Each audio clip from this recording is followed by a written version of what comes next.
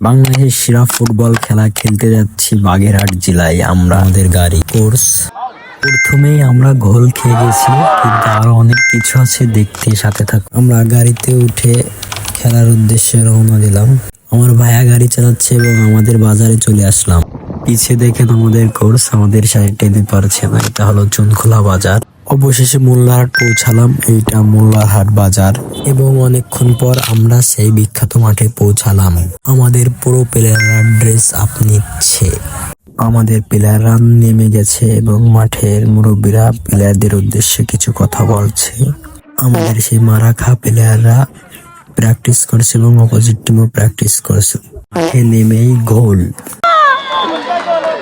আর এত কিছুর সাথে আমার কোনো লাভ হয়নি, শুধু লস। 100 টাকা লস খাওয়া হয়ে গেছে আমার।